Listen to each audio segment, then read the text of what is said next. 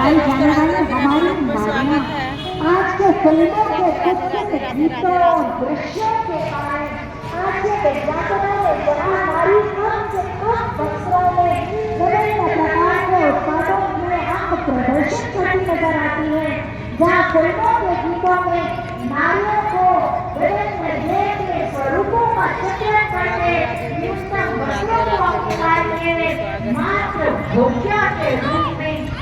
सिर्फ एक दैनिक वस्तु के रूप में प्रस्तुत किया जाता है और परिणाम स्वरूप आज की नारियां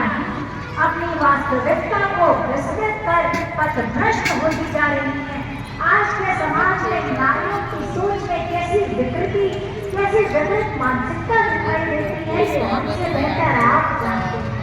जहाँ नारियों के द्वारा टॉर्चर कर पतियों के आत्महत्या करने की न्यूज आती है, जहाँ आज के समाज में नारियों के द्वारा ही विभिन्न प्रकार की कुत्सित व्यवहार, अभद्र आचरण दिखाई देता है, या फिर इसकी विपरीत करते हुए नारियां स्वयं को स्वतंत्र दिखाने के लिए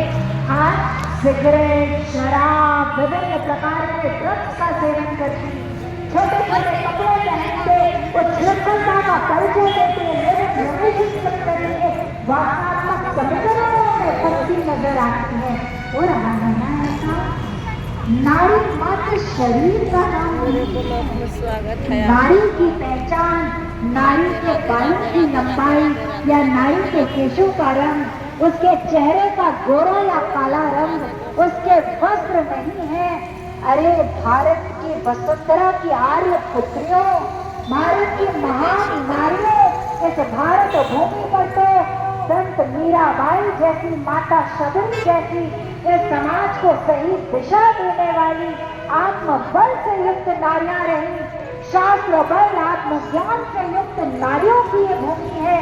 जहाँ सती मदालसा ने, माता कयाधु ने, माता सुनीति ने अपने परिवारों को, अपनी संतानों को सही दिशा दिखाई,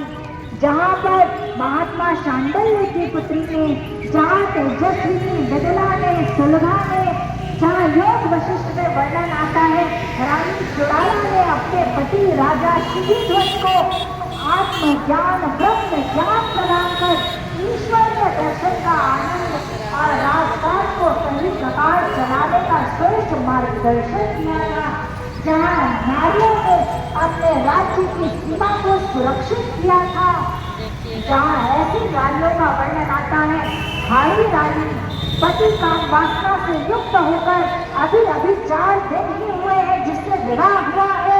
उसे छोड़कर आज दुश्मनों से लड़ने आगे बढ़ा है, पति के मोह में ग्रसित हो रहा है, तो हारी रानी ने अपना मस्तक काटकर पति के पास भेंट स्वरूप भिजवा दिया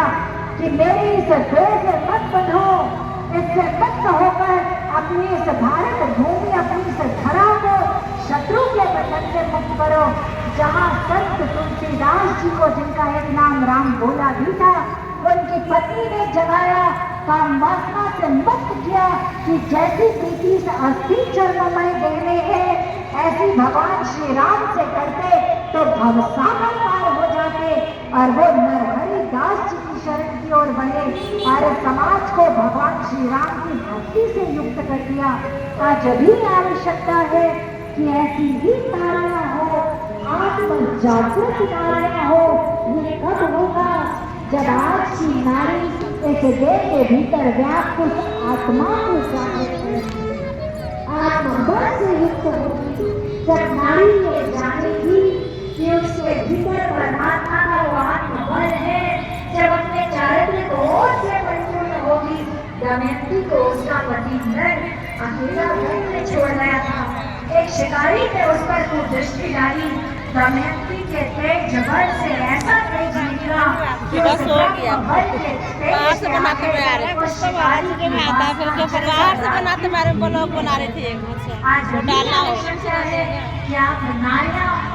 वही समझ लीजिए पत्नियों को, अपने परिवारों को सही दिशा में लेकर जाए। और आज का नर समाज भी गुरुदेव आशुतोष महाराज जी की कृपा से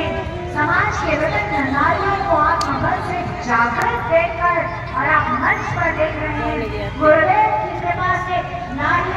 से